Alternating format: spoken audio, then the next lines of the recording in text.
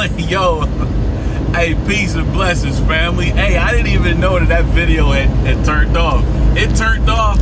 I noticed that it turned off at 11:11. That message right there, the ancestors was given to y'all yesterday, that message ended at 11:11.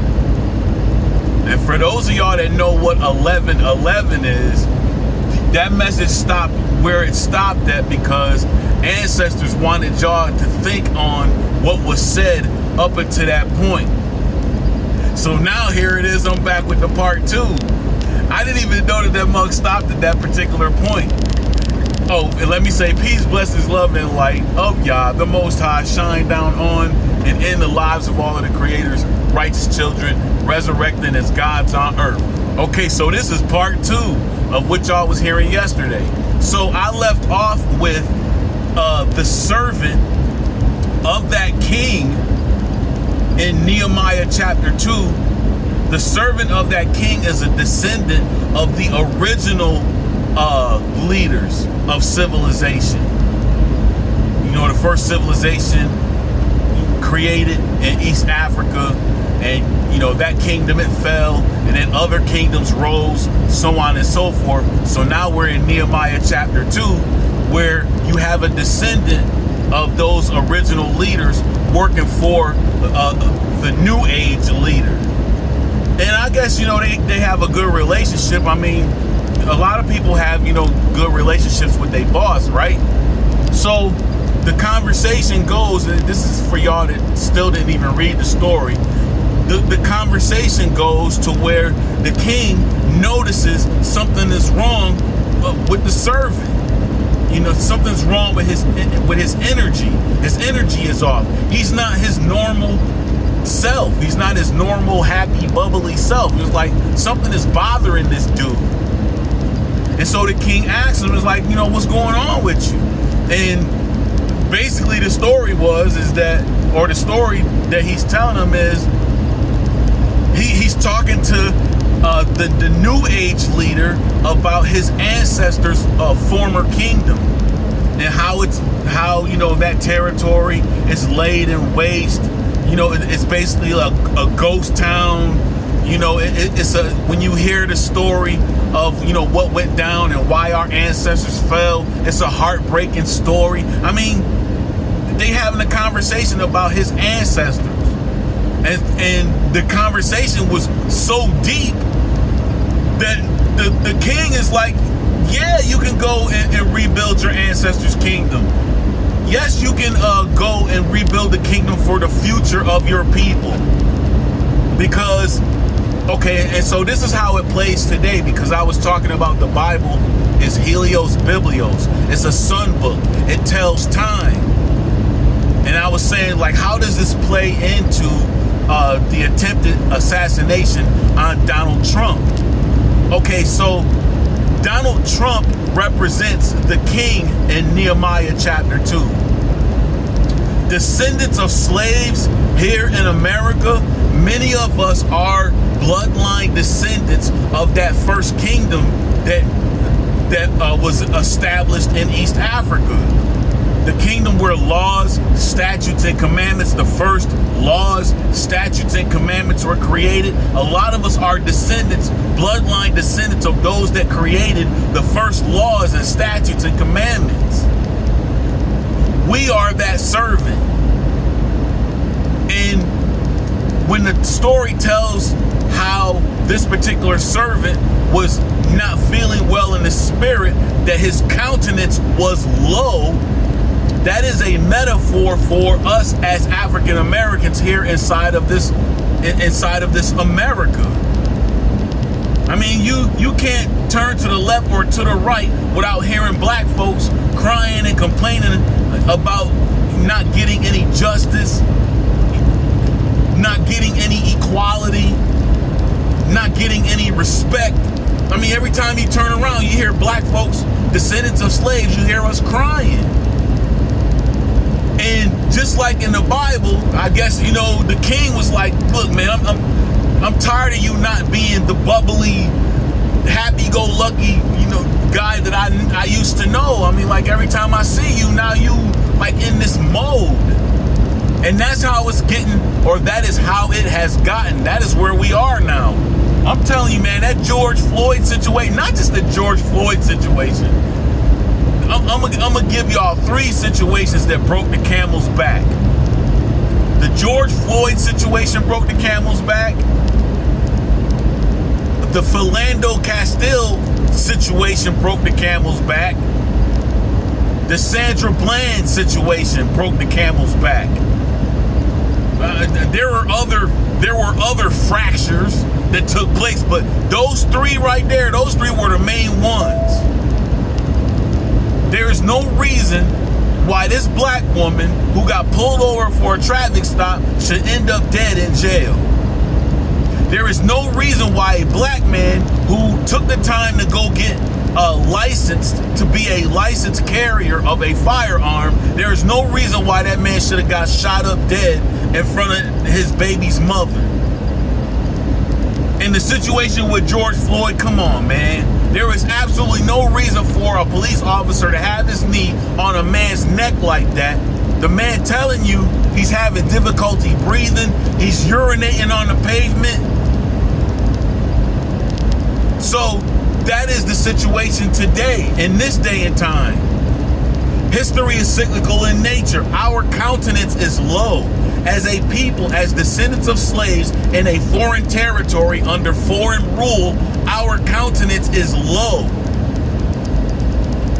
On the table today, you hear black people talking about reparations. That is another biblical situation that has come back around. In the Bible, in the story of the Exodus story with Moses and the Pharaoh didn't want to let the people go, but reparations was still paid. Exodus chapter 12, verse 35, it says that the citizens, it was the Egyptian citizens that paid the reparations for these children of the universe, these children of Yah the Most High, these children of the universe and the sun, to return back to their territory in Africa. I'm not going to get into, the whole thing about biblical Egypt was not in Africa. Just believe me when I tell you, biblical Egypt was not in Africa. Biblical Egypt and Kemet and biblical Egypt are 2 totally different places. You got people in the conscious community that think that biblical Egypt is the same as Kemet. No, it is not. If you study the Bible closely, you will realize, or you'll see, that biblical Egypt was nowhere in Africa. Kemet is Kemet. Biblical Egypt was over here, right here in this territory in the West. I don't want to focus on that. All I'm saying is the story of Moses and the Exodus, that was them in this territory back in the day among the black Indians over here. That was them over here getting Exodus, or coming up out of this land and returning back to their East African territory. It took them 40 years to get there. You know what I mean? That's a long trip when you think about it. And I'm quite sure anybody would get lost in the wilderness trying to get from here all the way back to East Africa.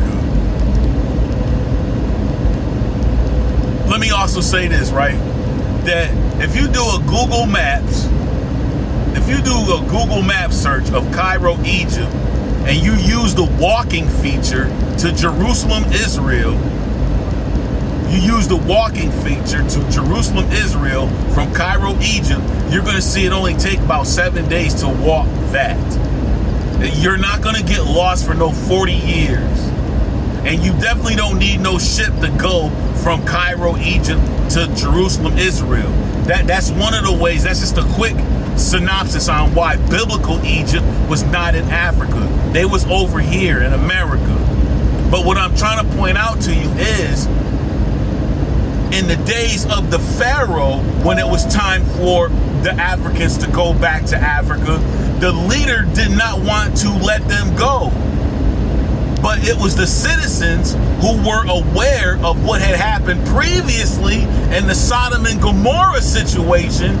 The citizens understood that, look, if we hold on to the children of the universe, the children of the sun in the universe, we're going to end up encountering the same situation that happened with Sodom and Gomorrah.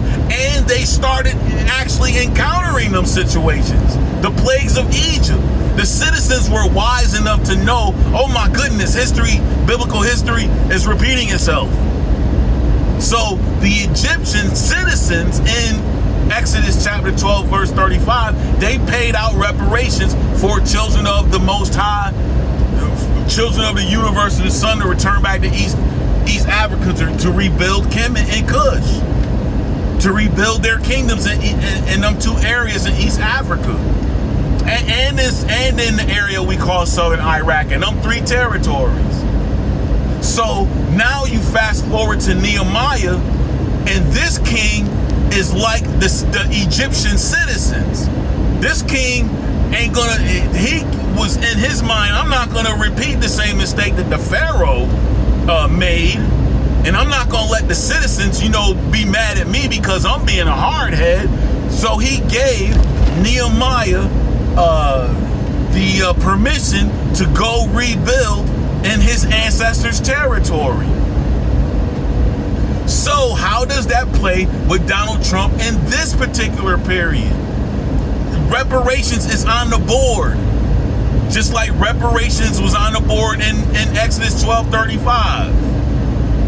There is a Pan-Africanism movement that has been trying to get off the ground since the days of Marcus Garvey, who came over here in 1920. Ancestors led that man over here in the 1920s to 1930s. And it was his mission to lead the children, the children of the Most High, the universe and the sun, back to that Kushite Kemetic territory, back to that East African territory. But J. Edgar Hoover was in his feelings about that for some odd, strange reason. J. Edgar Hoover and the FBI was against Marcus Garvey's Back to Africa movement. They even sent black folks to co-opt Marcus Garvey's movement. They totally diverted elders or African elders from here and diverted them to West Africa. They wouldn't even allow them to go to Ethiopia, where Marcus Garvey was told to bring the children back to that biblical territory. W.E.B. Du Bois shows up, co-opting Marcus Garvey's movement and diverted these people that were designed to be in East Africa, diverted them into West Africa among people that did not even have the same spiritual knowledge. A lot of black people are Christians, but they have been taught a white supremacist version of Christianity. They have not been taught the Ethiopian version of Christianity. And the Ethiopian version of Christianity does have a Kemetic understandings to it. I mean, yeah, the Romans, or not the Romans, but the Greeks, the Greeks, they stuck a little bit of they, false teachings in it, but overall there's more Kemetic understanding in the Ethiopian understanding of Christianity than there is Greek misteachings. So when it comes down to the attempted assassination of Donald Trump, if you read further into Nehemiah chapter 2, and I think even Nehemiah chapter 4 even touches on it, it ain't just domestic people. It's not just people here in this domestic territory of America that don't want descendants of slaves to get reparations so they can go build an African American colony in East Africa. It's not just domestic leadership here. It's also foreign leadership that don't want that to happen. Donald Trump is like that king in Nehemiah chapter 2. People can say whatever they want to about, Donald Trump, but I do believe he has, biblical understanding, a little bit more understanding about the Bible than a lot of other people.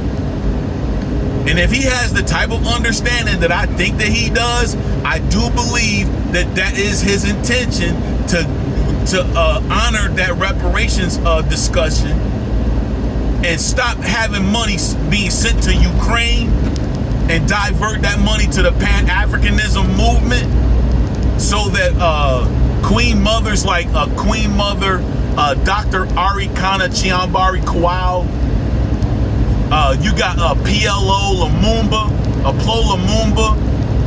course, Julius Malema, who was a part of BRICS, or who was the president when BRICS had formed.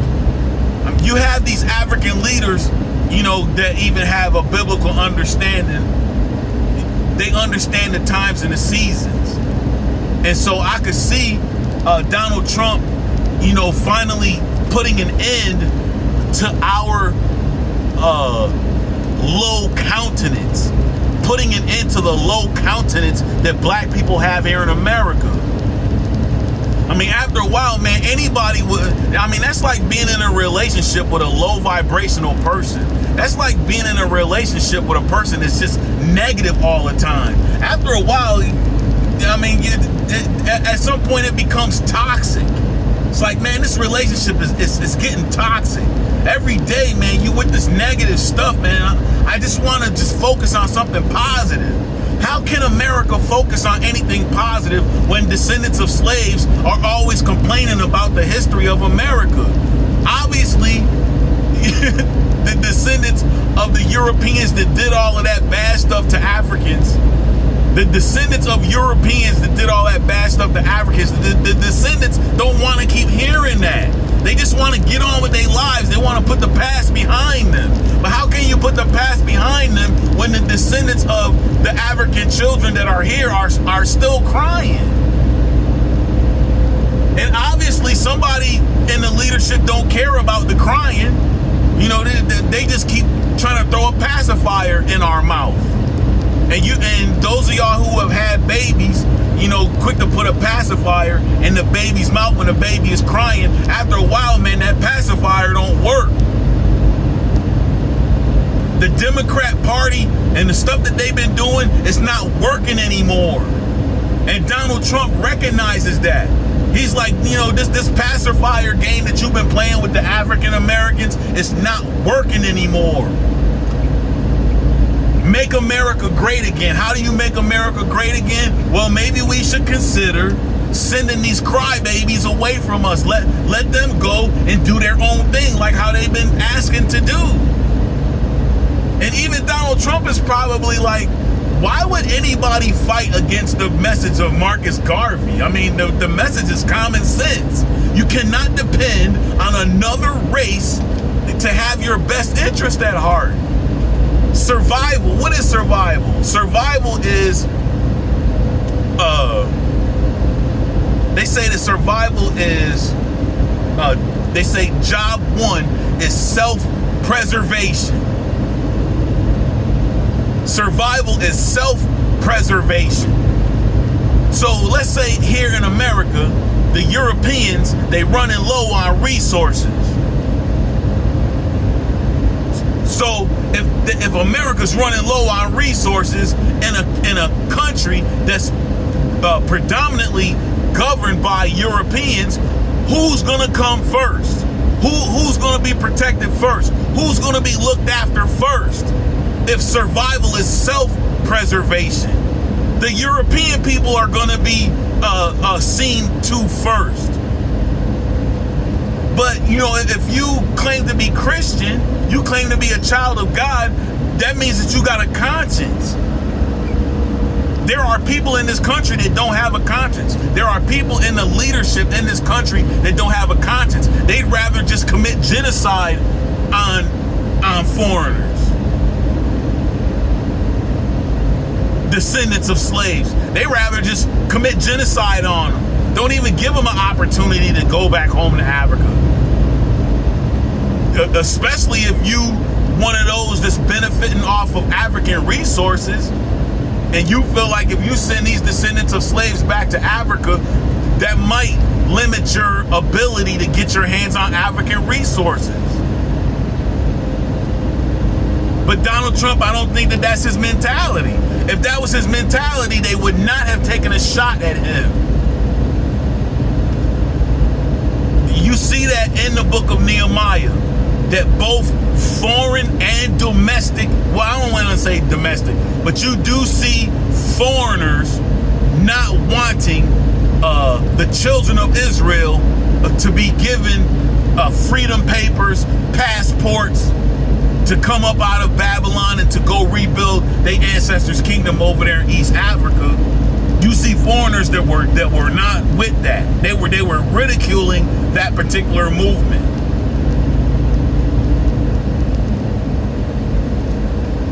So, in closing, I just want to say that for those in the conscious community and other, pro-black forums, that's coming up with all of these conspiracy theories and stuff, man, MK Ultra and Manchurian Candidate, and just coming up with all of this other stuff, man. That's what happens when you don't have, biblical understanding. And I can understand why a lot of people, don't even want to try to understand the Bible because of who's been teaching it all of this time. Those of you who are descendants of Africans, you never took the time to really look at that book for yourself. If you had just stayed with that book into the second chapter, 3/4 miles, keep left on I-93. If you had just stuck with that book into the second chapter and see that book is taking place in Africa and Middle East, and tell you that in Genesis chapter 2, verse 13 through 14, if you had stuck with that book just until the second chapter and saw that book is taking place in Africa and Middle East, then you would have started reading that book having African history in mind. You would have been reading that book, and then you would have been tracing African history to figure out what exactly happened in African history. This particular story in Genesis chapter 6, this flood story, what type of history is written over there in Africa and Middle East about the flood? I guarantee you're going to see that it's a deeper story than what the Bible is telling you. Or, when it talks about, the exodus of Moses, and the Pharaoh and so on and so forth, then you come to the understanding that I came to when I read it real close, when I read Genesis chapter 42, and I read Deuteronomy chapter 28, and then of course, the book of Exodus. When I read those and I put all of those together, that's how I came up to the conclusion that biblical Egypt wasn't even in Africa. The builders of the pyramids, those are the actual biblical Hebrews. That is their kingdom. That is the kingdom of the Lion of Judah. That's the reason why there's a big old statue of a lion with the head of a woman on it. And you got them rock churches down there in Lalibela. Somebody was saying that, they call that New Jerusalem. I don't even think that was New Jerusalem. Right to I think that was the original Jerusalem. I think that was the original Jerusalem. And they calling it the New Jerusalem because they don't want people to believe that the Jerusalem up in Israel is actually the New Jerusalem. But you got the rock churches in Lalibela, and you got the pyramids with the body of a lion sitting out in front of it. So that leads me to believe that Israel and Judah, that is the kingdom of Israel and Judah. Israel, being the area where you see the Sphinx at and the pyramids, and Judah being the area where the rock churches are. The capital of Israel being there where the Sphinx and the pyramids are, and the capital of Judah being down there where the rock churches of Lalibela, where the Aksumite Empire was. That's the original Israel and Judah. And biblical Egypt was over here. And the mass exodus was them leaving from here, going back to those territories. Kemet and Cush. Kemet is biblical Israel. Cush is biblical Judah. This is what happens when you study in the Bible from, an African history perspective, because the Bible tells you it's taking place in Africa. You no longer just take a Caucasian's word for when they're teaching you the Bible, you no longer just take their word, what they're teaching. They're teaching you that book from an English language standpoint. And the English language was not even developed until way after those kingdoms were built. They weren't even speaking English during that time. So, you know, in closing, I'm saying that I believe that there was an assassination attempt made on Donald Trump because some powers that be behind the scenes, they know what Donald Trump's intentions are. And his intentions is most likely to sign a reparations check and send us away so we can go build our own thing. Because keep this in mind, what positive effect would that have on the American economy if they are able to send masses of descendants of slaves out of America to go do their own thing in Africa? What kind of economic benefit would that give to America if they did that? Because that's how Donald Trump is thinking. From an economic standpoint, you know, actually giving reparations to those, and I'm not talking about giving reparations to FBA or ADOS, Tariq Nasheed's Foundational Black Americans, and Yvette Carnell, American Descendants of Slaves. Those movements are like the W.E.B. Du Bois movements. These are government operatives that are sent to divert that money and have it not leave America to where it will still benefit America. That was the whole purpose of W.E.B. Du Bois diverting, co-opting Marcus Garvey's message and then diverting all them black folks to West Africa so that America could still benefit off of that labor. Because trust me, the labor that was taking place in Liberia, that was actually cheap labor for America. The American dollar goes further in Africa. You can do a lot in Africa with the American dollar. But they didn't have relationships with East Africa like how they had relationships with West Africa. That's the reason why they got diverted to West Africa, because America still wanted to benefit off of these people.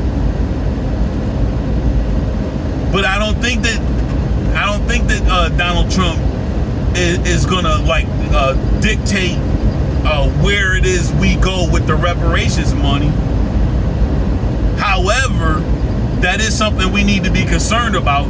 If they paying reparations to descendants, ADOS and FBA, because that money ain't gonna go nowhere. It's just gonna be a stimulus check for America, and America gonna still end up in the same economic situation that she's in because all of the children are still here. You gotta come to the same understanding that biblical people came to. Like, yo, holding on to these people is causing us some kind of problem with the universe. It's like we're witnessing the plagues of Egypt. We're witnessing all of this negativity in this country because we're holding on to something that we don't need to be holding on to. And for them to take a shot at Donald Trump, I honestly believe that he's not going to repeat the same mistake that was made in the past with them sending black folks over to West Africa. He probably going to do it the right way.